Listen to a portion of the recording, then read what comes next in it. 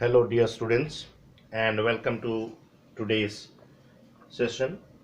In this particular session, we are going to discuss the play The Tempest, Act 2, Scene 2. Now, in this particular scene, we find that Caliban, bearing his logs, meets Trinculo. He believes him to be one of the spirits whom Prospero sent to torture him.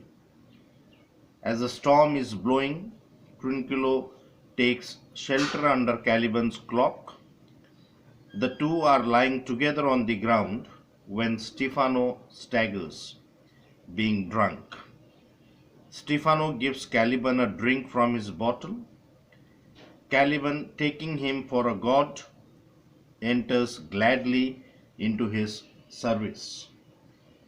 Now, in the beginning of the scene, we find that Caliban enters, cursing Prospero for his labors. He sees Trinculo, the jester, coming towards him. Seeing his wild costume and fearing he is another of Prospero's spirits coming to torment him, Caliban lies down on the ground to hide himself. Trinculo, who swam ashore alone, enters singing a sailor's song. He spots the strange looking creature and makes a long, funny inspection of him until he hears thunder, and thinking a downpour is about to begin, he crawls under Caliban's loose garments to take shelter. It is just at that particular moment that Stefano, who is the drunken butler, enters the scene.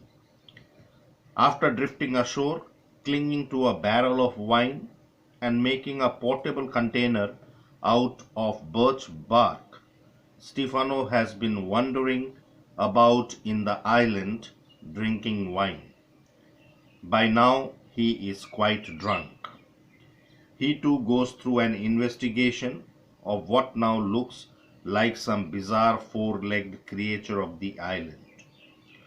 Just like Trinculo, Stefano believes that if he can tame the monster and get him to Naples, he would be a good present for an emperor. Furthermore, he could make a fortune by putting him on display in sight shows in Europe. Suddenly, Caliban cries out, fearing that one of Prospero's spirits has come to torment him. Stefano hears his cries and pours some wine down his throat. After a comical exchange, Stefano drags Trinculo out from under Caliban's coat. The two tell each other how they have escaped from the shipwreck. During their talk, the two friends give Caliban wine to drink. Soon Caliban is drunk. He promises to show them every fertile inch of the island, provided they become his masters, and let him be their slave.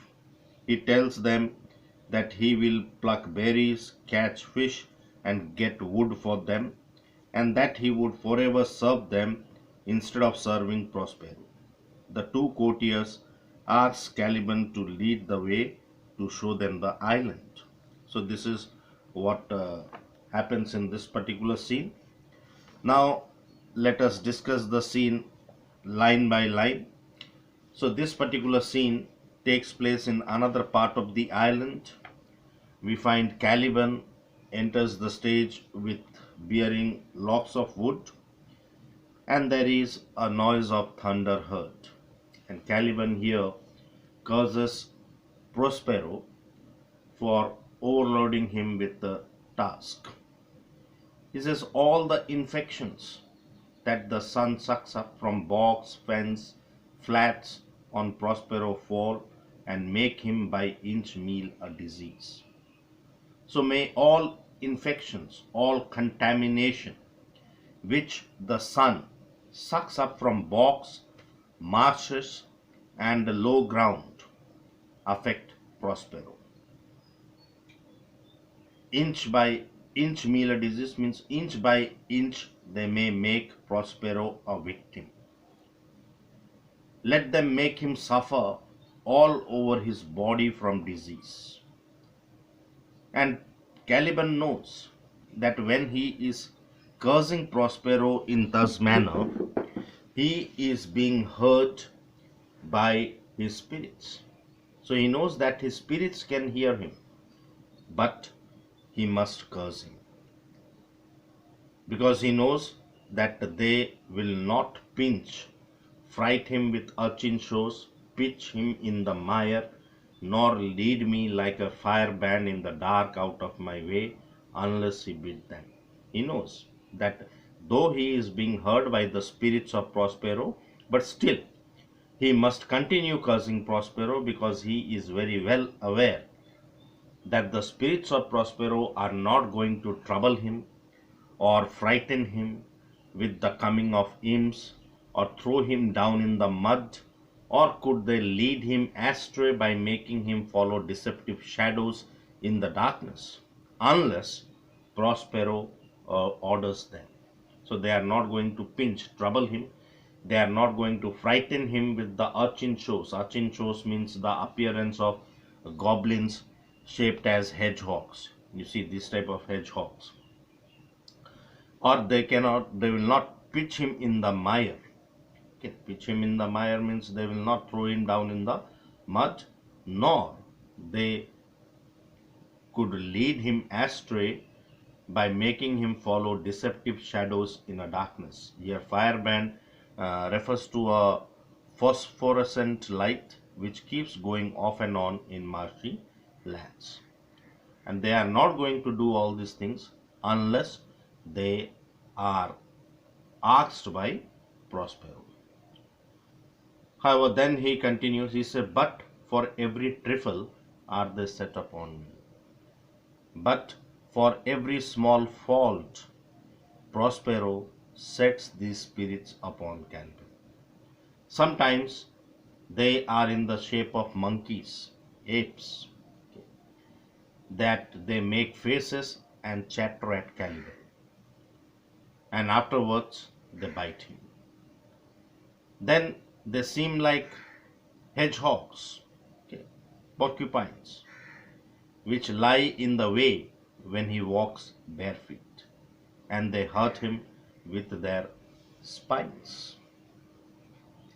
Sometimes they are, means Caliban is wounded by snakes, okay, who with their forked tongues hiss at him and drive him mad.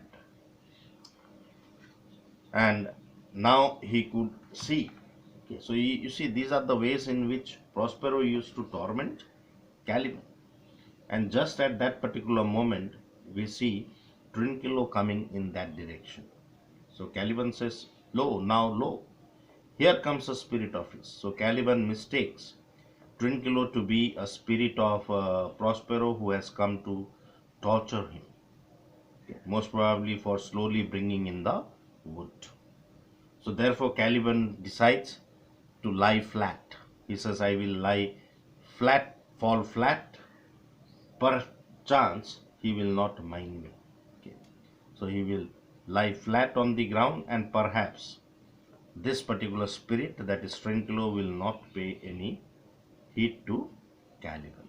So we find that Caliban mistakes Trinculo to be a spirit, and in order to prevent himself, protect himself from that particular spirit of Prospero, he lies down flat on the ground.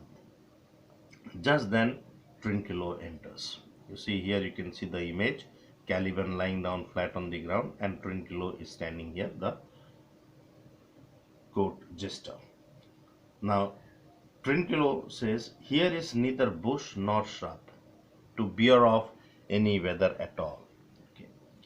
So he could not find there any bush nor any shrub for taking shelter against the bad weather, because another storm was likely to come. And Trinculo could hear its whistling sound in the wind. The same black cloud over there, yonder some black cloud, yonder huge one. Okay, so he points out a black cloud which appears to be a huge one, and it appears like a foul pot of wine which is about to pour out its contents. If it should thunder as it did before, Trinculo did not know where to take shelter, and he was certain that the same huge cloud would bring heavy rain. And just then he spots Caliban lying flat on the ground, and he is surprised. He says, "What have we here? A man or a fish? Dead or alive?" "A fish. He smells like a fish, a very ancient fish like smell, a kind of not of the newest poor John." So he says, he's surprised. He raises the question, what is this? Is it a man or a fish? Is it dead or alive? And then he concludes that it is a fish because it smells like a fish. And this creature has a fish like smell, a smell like that of a dried and ancient fish. And it is a strange fish, the newest poor John. Poor John is the name of a kind of saltwater fish. And he wishes that had he been in England, there he could have used that fish for advertisement on a painted board. And the fools on a holiday would pay a silver coin to see him. There this monster would surely make a big fortune for him. And when they refuse to give a penny to a lame beggar, they will give 10 for looking at a dead Indian. Here, dead Indian, a reference is made to the North American Indian. So Trinculo says that if he could exhibit the fish to people in England, he would be able to make a lot of money. And this fish here refers to Caliban, whom Trinculo has mistaken to be a fish. And here the dramatist is also satirizing the attitude of the people. So every common man who is out in a holiday mood would pay a silver coin just to get a glimpse of that Caliban. Whereas the same people, they refuse to pay a penny to a lame beggar.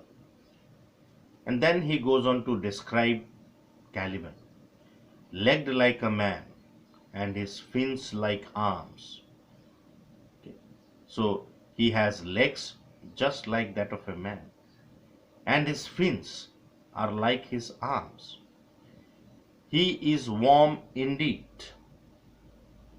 And now Caliban says that he must now deliver his opinion, and he cannot withhold his opinion any longer.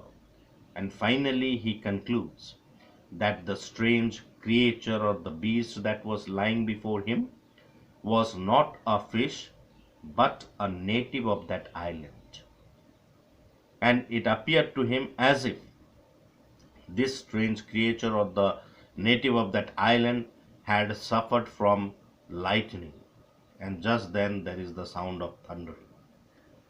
And Trinculo says, "Alas, the storm has begun." So therefore he has to look for a place of shelter. And having no place of shelter there because there was neither bush nor shrub, Trinculo decided to creep under the cloak of Caliban. And he says, "Misery acquaints a man with a strange bet." Okay. So misery makes a man put up with strange companions. Okay. So he has no shelter, but it is his miserable condition which makes him put up with the strange companion of Caliban. And therefore he decides to take shelter till the remaining portion of the storm has passed over. So saying this, Trinculo creeps under Caliban's garment. And the moment he creeps under Caliban's garment, Stephano enters onto the stage singing, and he is holding a bottle in his hand. And here Stephano is singing the sailor's song. He says, I shall no more to sea. Here shall I die ashore. This is a very scurvy tune to sing at a man's funeral. Well, here is my comfort, and he drinks. The master, the swabber, the boatswain, and I, the gunner and his mate, loved them all, Meg and Marian and Marguerite. But none of us cared for Kate, for she had a tongue with a tang, would cry to a sailor, go hang. She loved not the savour of tar nor of pitch. Then to sea, boys, and let her go hang. This is a scurvy tune too, but here is my comfort, and he drinks. So Stephano, who is the court butler, he enters into the scene, and while he enters into the scene, he is holding a bottle in his hand and he is drinking. And he is singing the sailor's song. The song goes like this. He says, I will not go any more to sea, but he will die ashore. And then he realizes that since this song deals with death, it is a terrible tune to sing at a man's funeral. So, well, he drinks some more wine to comfort him. The captain, the swabber means a person who washes the deck with a mop, or the deck cleaner, we can say. The captain, the deck cleaner, the boatswain, and the Stephano himself, and the gunner and his mate. All of them, they loved Moll, Meg, Marian, and Marguerite. But none of them cared for Kate. Why? They did not care for Kate because she had a tongue with a tang, means she had a very sharp, shrill sound. And she would cry to a sailor, go and hang yourself. She did not like the smell of tar nor of pitch. So therefore they decide to go to the sea, leaving her behind, leaving Kate behind to hang herself. And then he says that that is again another terrible song, but here is some wine to comfort him. So he drinks some more wine. And Caliban, who was lying there, he thinks that Stephano is another spirit who has been sent to torment him. So therefore he says, do not torment me, oh. Then Stephano, what is the matter? Have we devils here? Do you put tricks upon us with savage and men of Indies? Here men of Indies is a reference to the Red Indians who were the original natives of America. So here Stephano says that he is unable to understand the matter, and he speculates or guesses that are there devils in that particular island. Therefore he raises the question that are you tricking us with savages and men of India? And he says that he has not escaped drowning to be frightened of his four legs now. Now Trinculo was also lying under the garments of Caliban, so therefore they had four legs, two of Caliban and two of Trinculo. And Stephano says that he has not escaped drowning to be frightened of his four legs. For it has been said that the best man who ever walked on four legs cannot make him yield, cannot make him give ground.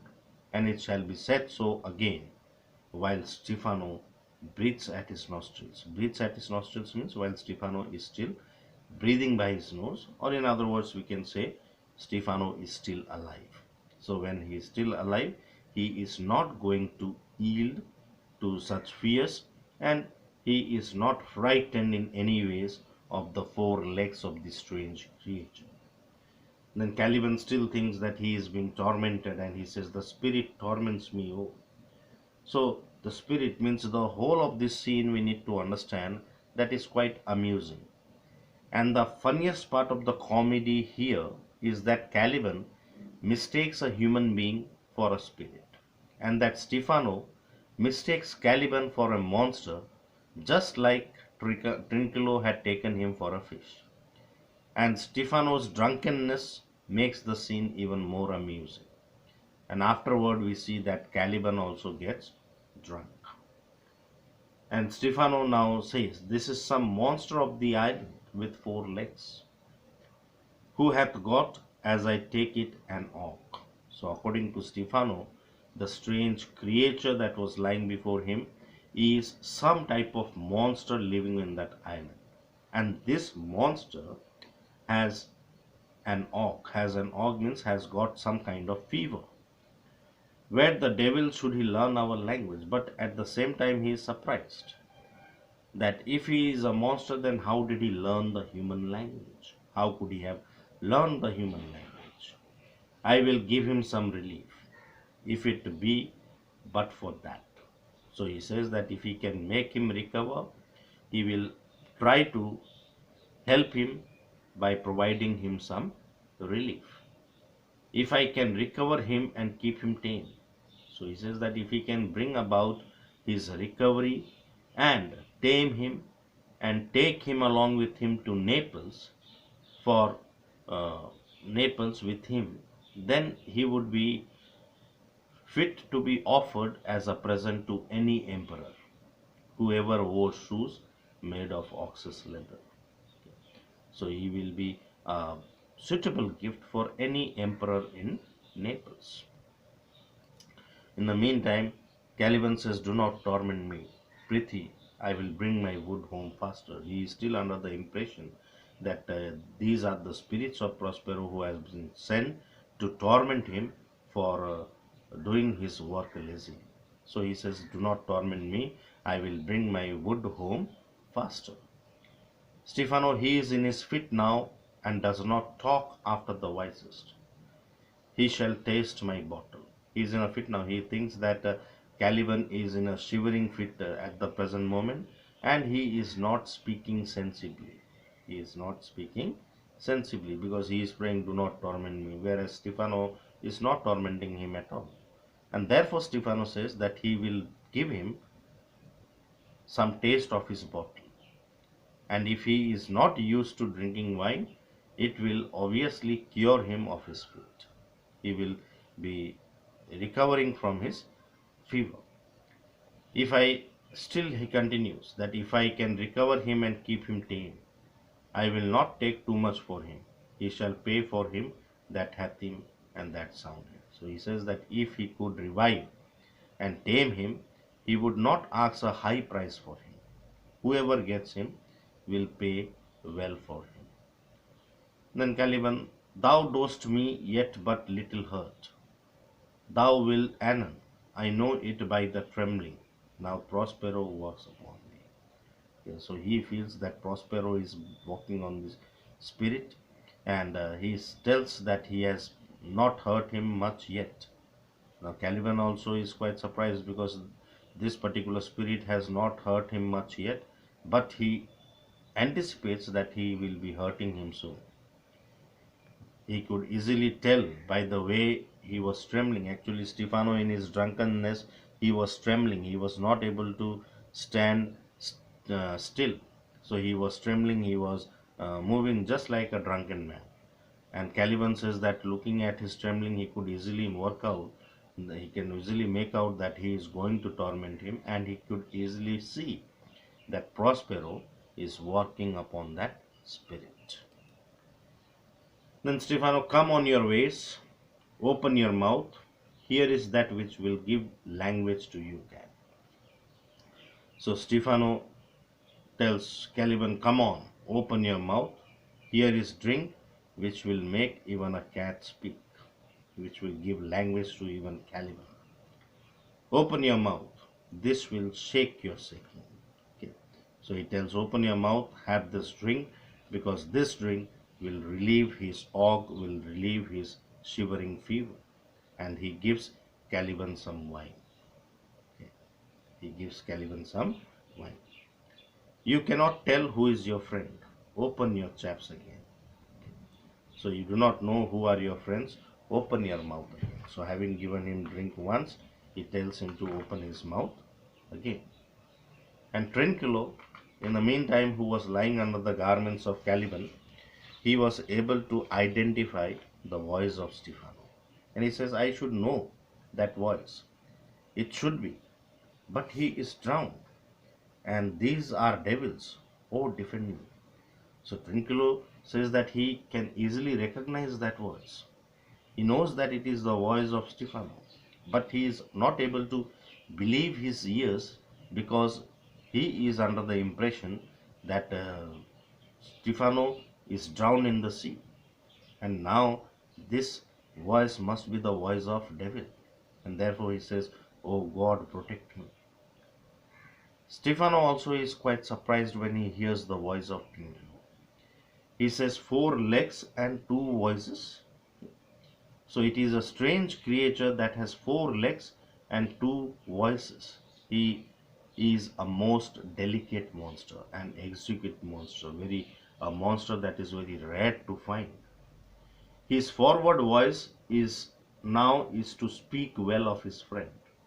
His backward voice is to utter foul speeches and to detract. His first voice speaks well of his friend, but his second voice utters foul speeches and abuses. If all the wine, Stephano says that if all the wine in his bottle will make him recover, he will help his auk. Okay, it will help his auk means help him recover from his shivering fever. Come, and he again pours some drink into Caliban's mouth. That is enough. I will pour some into your other mouth also.